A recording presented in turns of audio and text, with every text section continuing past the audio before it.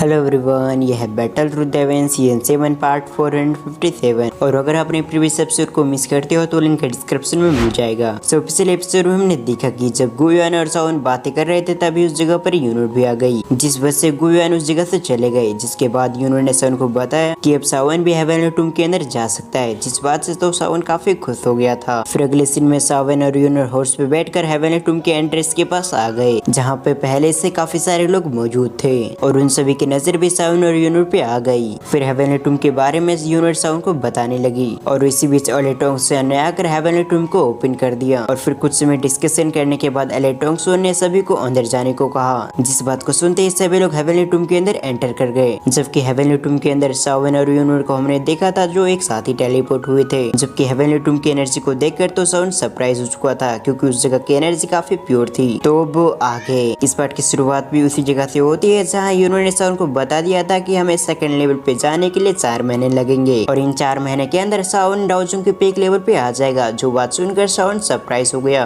पर इससे पहले सावन कुछ कहता उससे पहले यूनिट ने अपनी पावर का इस्तेमाल करते हुए एक स्पिरिचुअल बॉडी को कैप्चर कर लिया। जो देखकर तो सावन एक बार फिर से शॉक्ड हो गया, क्योंकि उसने महसूस नहीं किया था कि स्पिरिचुअल बॉडी उसकी इतनी करीब आ चुकी है। सावन के एक्सप्रेशन को देखकर यूनिट बताती है हेवनली टूम के अंदर काफी सारे स्पिरिचुअल बॉडीज मौजूद है जो मरे हुए लोग के स्पिरिचुअल फॉर्म है, और ये स्पिरिचुअल फॉर्म की वजह से ये सब अभी भी जिंदा है। और ये सभी स्पिरिचुअल बॉडी अपनी एनर्जी को हाइड करके लोगों पे अटैक कर देती है, और इस स्पिरिचुअल बॉडी ने भी अपने ऑरे को हाइड कर रखा था, जिस वजह से तुम्हें इसके बारे में कुछ भी नहीं पता चला। ये बताते हुए यूनिट उस स्पिरिचुअल बॉडी को डिस्ट्रॉय करने लगी। जैसे यूनिट ने स्पिरिचुअल बॉडी को डिस्ट्रॉय किया, उसी समय स्पिरिचुअल बॉडी ने अपने आप को एक क्रिस्टल में कन्वर्ट कर लिया, जो क्रिस्टल काफी ज्यादा चमक रही थी। इस एनर्जी क्रिस्टल को देखते हुए यूनिट के चेहरे पे स्माइल आ गई, और अगले पल वो सावन की तरफ पलटते हुए उसे बताती है इस क्रिस्टल के अंदर काफी प्योर एनर्जी भरी हुई है, और इस एनर्जी क्रिस्टल को कंज्यूम करने में भी आपको ज्यादा समय नहीं लगेगा। और जैसे आप इस एनर्जी को कंज्यूम करते हो तो उसी समय आपकी दूरी काफी इंक्रीज हो जाएगी, और इसी क्रिस्टल की सहायता से आप अगले 4 महीने के अंदर 5 स्टार डॉजिंग के पीक पे आ जाओगे। साथ ही क्रिस्टल भी 9 रैंकिंग में बटी हुई है। जो क्रिस्टल मेरे हाथों में वो 2nd ग्रेड की क्रिस्टल है, और अगर हमें पावरफुल क्रिस्टल चाहिए तो हमें और डीप में जाना होगा, जिसके बाद ही हमें पावरफुल क्रिस्टल मिल सकता है। और आगे बढ़ने से पहले आप इस क्रिस्टल को कंज्यूम कर लो, जिसके बाद आपको खुद को खुद इस क्रिस्टल के बारे में काफी जानकारी मिल जाएगी।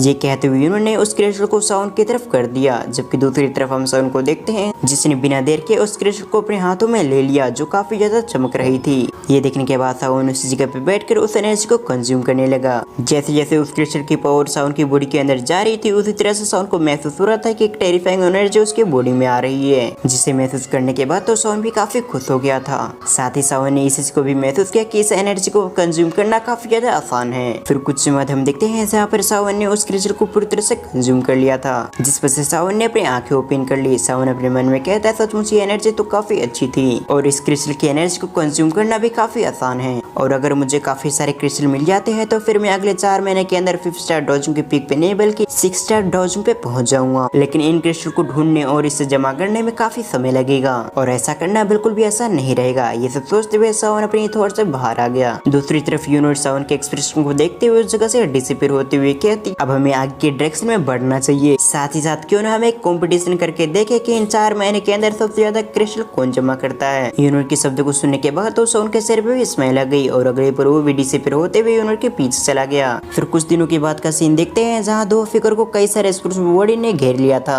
और वो सभी स्पिरिचुअल बॉडी लगातार उन दोनों फिगर पे अटैक कर रहे थे, जो देखकर वो दोनों फिगर उन पे अटैक करके उन सभी को पीछे कर देती है। तब एक फिगर कहता है अगर तुम्हें हमसे फाइट करनी है तो यही सही, अब हम भी अपने आप को नहीं रोकेंगे। ये कह तो वो फिगर अपने आप को पूरी तरह से तैयार कर लिया। ये कहने के साथ ही वो फिगर फाइट करने के लिए आगे चला गया। जबकि हम उसके पीछे देखते हैं जहाँ पर एक लड़की मौजूद थी, जो और कोई नहीं बल्कि यूनिट थी, और जैसे उसने देखा सावन फाइट करने के लिए आगे बढ़ रहा है, उसी समय वो भी आगे बढ़ने लगी। साथ ही यूनिट आगे बढ़ते हुए स्पिरिचुअल बॉडी पे अटैक करना शुरू कर दिया, जिस वजह से काफी सारे स्पिरिचुअल बॉडीज खत्म होने लगी। तभी सावन यूनिट के बाजू में टेलीपोर्ट होते हुए कहता है मैंने 5 स्पिरिचुअल बॉडी को डिस्ट्रॉय कर दिया, जिस वजह से अब मेरे पास 5 क्रिस्टल आ चुके हैं। ये देखने के बाद यूनिट भी अपने हाथों को आगे बढ़ाते हुए कहती है मेरे पास टोटल 6 क्रिस्टल्स मौजूद हैं, जो देखकर तो सावन का चेहरा लटक गया, क्योंकि फिर से एक बार यूनिट ने उसे हरा दिया था। जबकि सावन के एक्सप्रेशन को देखते हुए यूनिट भी हंसने लगी। फिर अगले पल यूनिट अपने एक्सप्रेशन को बदलते हुए सावन से कहती है इन सभी क्रिस्टल को सबसे पहले आपको कंज्यूम कर लेना चाहिए, जिसके बाद हम स्पिरिचुअल बॉडी को ढूंढना एक बार फिर से शुरू करेंगे। ये कहते हुए यूनिट ने अपने 6 क्रिस्टल को सावन की तरफ बढ़ा दिया। साथ ही यूनिट सावन से कहते हैं जब तक आप इसे कंज्यूम करोगे तब तक मैं आपको प्रोटेक्ट करूंगी, इसीलिए इसलिए आपको अपना पूरा ध्यान कल्टीवेशन पे देना चाहिए। यूनर की बातों को सुनने के बाद सावन ने भी नोट कर दिया और फिर अगले पल सावन बैठकर अपनी कल्टीवेशन में लग गया, जहाँ वो सभी क्रिस्टल की एनर्जी सावन की बॉडी के अंदर जाने लगी। फिर अगले 2 महीने के बाद का सीन देखते हैं, जहाँ इन दोनों सावन ने काफी सारे स्पिरिचुअल बॉडी को कंज्यूम कर लिया था,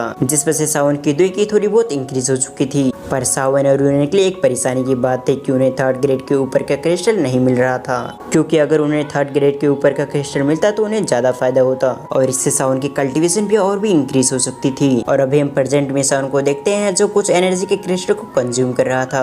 तभी यूनर सावन से कहते हैं, क्या तुमने एनर्जी को कंज्यूम कर लिया? ये सुनने के बाद सावन नोट करते हुए कहते हैं, मैंने एनर्जी को कंज्यूम तो कर लिया है, लेकिन ये एनर्जी मेरे लिए ज्यादा फायदेमंद नहीं है। अगर मुझे 6 स्टार डॉजिंग पे जाना है तो मुझे और भी एक पावरफुल क्रिस्टल की जरूरत होगी, तब जाकर कहीं मैं 6 स्टार डॉजिंग पे ब्रेक थ्रू कर पाऊंगा। सावन की बातों को सुनने के बाद यूनर कहती है, हम बस 2nd लेवल पे जाने वाले हैं, इसीलिए अब जल्दी हमारी मुलाकात एक पावरफुल स्पिरिचुअल बॉडी से होगी और उन स्पिरिचुअल एनर्जी को कंज्यूम करके आपकी पावर काफी बढ़ जाएगी। ये सुनने के बाद सावन यूनिट से सवाल करता है, आखिर हमें 2nd लेवल पे पहुंचने में कितना समय लगेगा? जिस पर यूनिट कहती है, हमें 2nd लेवल पे पहुंचने में लगभग 1 महीने लगेंगे और 2nd लेवल पे पावरफुल क्रिस्टल होने के साथ ही उस जगह के खतरे भी काफी इंक्रीज हो जाएंगे, इसीलिए 2nd लेवल पे जाते हमें काफी केयरफुल रहना होगा। इन बातों पर सावन नोट करते हुए कहता है, तुमने बिल्कुल सही कहा, लेकिन अभी फिलहाल के लिए हमें 1 महीने लगेंगे 2nd लेवल पे जाने के लिए। और फिलहाल मैं गोकुलैंड के मेंबर्स के बारे में सोच रहा हूँ, आखिर वो क्या कर रहे होंगे। और कुछ समय इसी तरह से बात करने के बाद सावन और यूनिट वो दोनों 2nd लेवल के लिए रवाना हो गए और लगभग सावन और यूनिट 1 महीने ट्रेवल करने के बाद उनके सामने एक बड़ा सा क्रिस्टल आ गया, जिसे देखते हुए सावन अंदाजा लगाते हुए कहता है कि हम 2nd लेवल पे आ चुके हैं। सावन की इतना कहते हुए उसके सामने एक स्पिरिचुअल बॉडी आ गई, जो पहले से काफी ताकतवर लग रही थी। ये देखने के साथ ही सावन ने स्पिरिचुअल बॉडी पे अटैक करके उसे क्रिस्टल में कन्वर्ट कर लिया। और जैसे जैसे सावन और यूनिट आगे बढ़ रहे थे, उसी तरह से उनके रास्ते में काफी सारे स्पिरिचुअल बॉडी भी आने शुरू हो गए थे, जिन्होंने आने के साथ ही सावन और यूनिट पे अटैक कर दिया था। पर सावन उन सभी से अकेले लड़ रहा था, क्योंकि इन सभी स्पिरिचुअल बॉडी से सावन खुद ही लड़ना चाहता था और अभी के लिए दोनों 2nd लेवल से थोड़ी ही दूरी पे थे।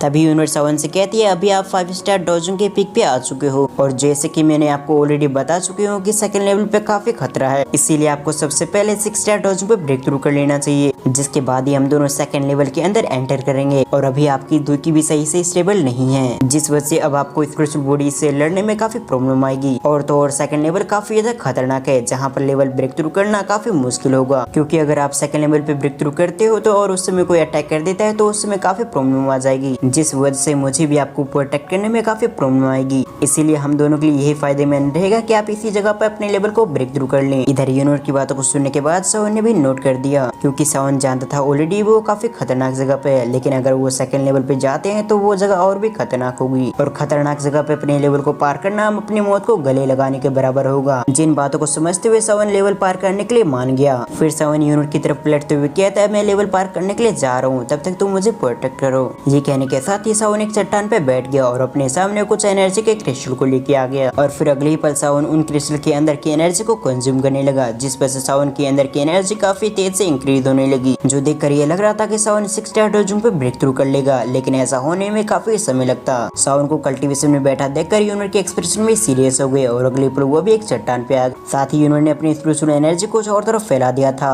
ताकि अगर उनके आसपास कुछ छुपा हुआ तो यूनिट को आसानी से पता चल जाए। लेकिन यूनिट को कुछ भी गड़बड़ महसूस नहीं हुआ, जिस वजह से वो पूरी तरह से रिलैक्स हो गई थी। पर इसके बावजूद यूनिट ने अपनी चारों तरफ एनर्जी को रहने दिया था और कुछ घंटों तक यूनिट को कुछ भी गड़बड़ महसूस नहीं हुआ। लेकिन तभी यूनिट ने कुछ महसूस करके दूसरी डायरेक्शन में देखने लगी। तभी वो कहते, तो फाइनली तुम आ चुके हो, मैं तुम्हारा इंतजार कर रही थी। यूनिट के इतना कहते उस जगह पर चारों तरफ डार्क एनर्जी फैलने लगी और इसी सीन के साथ हमारा ये पार्ट यहीं पर एंड होता है। और अगर आपको पता हो अगर ये व्यक्ति कौन है तो आप मुझे कमेंट करके जरूर बताएं। सो आपको वीडियो कैसे लगी आप मुझे कमेंट करके जरूर बताएं। साथ ही इस वीडियो का लाइक टारगेट है 700। मैं उम्मीद करूंगा कि आप इस लाइक टारगेट को कंप्लीट करेंगे। सो वीडियो को फुल वॉच करने के लिए थैंक्स फॉर वॉचिंग।